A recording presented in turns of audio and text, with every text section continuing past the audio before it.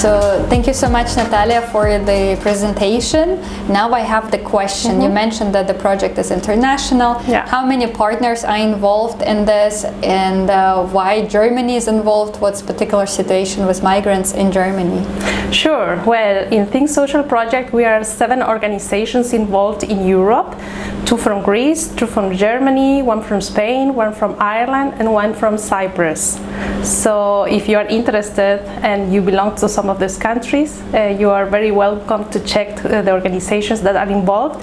We have a Facebook page of Think Social Project that we can put in the description, so you can check there and get in contact with the organizations involved.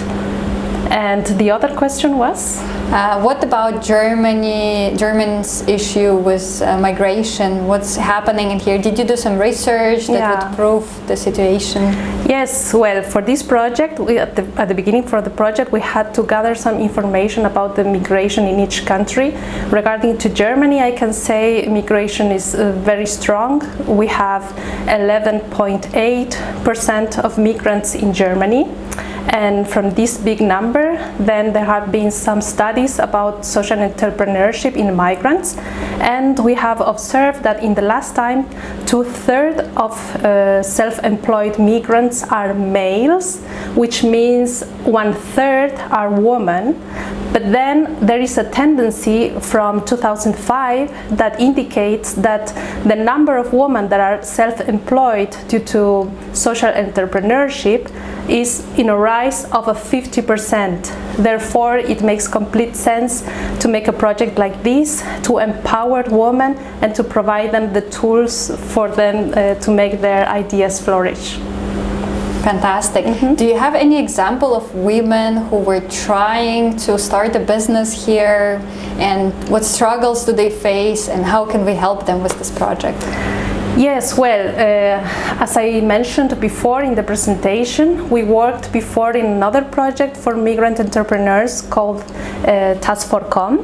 And in this project, we observed, actually we had a majority of participant women in the first place.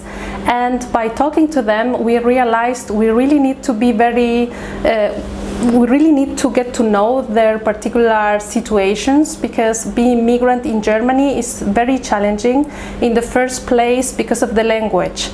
So we need to realize that when a migrant comes here, then usually is involved in an integration course that is called, and this integration course has a path to learn German, and normally if you follow this course that it takes the whole week of your time, the half of the day, you are going to be able to speak the language in 2 years in an intermediate level that will allow you to communicate confidently in the German society. So this is one factor to be considered. Another factor to be considered is, for instance, the status of the visa, because not everyone has the same visa, and we had, for instance, some students that were about to finalize their student visa, and they wanted to continue being social entrepreneurs, and then you just have to see how to also provide them some guidance on what kind of visa they can have after, so they can stay here and of course develop their social entrepreneurship ideas. There are also issues connected to family, for instance. Some women are, for instance, married to German. This would be one situation which is a little bit less challenging than women that are married to another foreigner, so the whole family moved here to Germany. Why is it more challenging? Because of the visa again, because usually you have to sustain the visa with resources, with money, so therefore you need to work.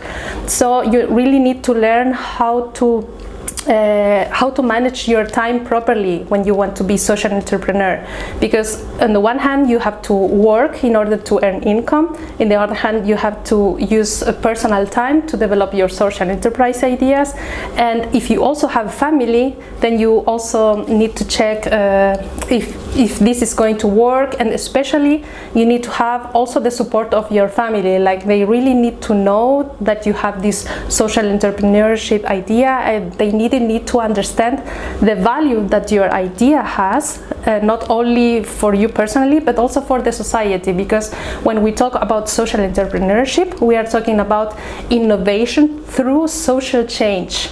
And of course, social change is a path that takes a while. This is why we are also going to teach in our modules, for instance, theory of change, how we can create social value.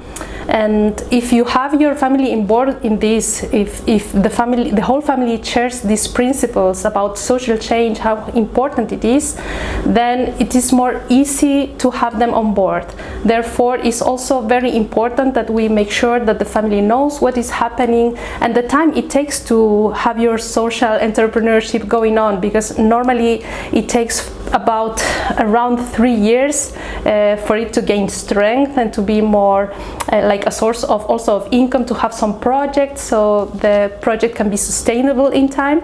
And this 3 period time you need to really, of course, work on your idea. And this is why we also in the module offer tips and which should be your first step in order to make your social entrepreneurship idea more strong. So I would say these are very interesting issues to analyze case by case, so we can offer people a more specific mentorship for them to overcome different struggles. So in basic, the team from the organizations involved will be mentors to those participants, to those women, and provide the courses for them and guide them through the process, right? Yes, sure. Yes. Also available online.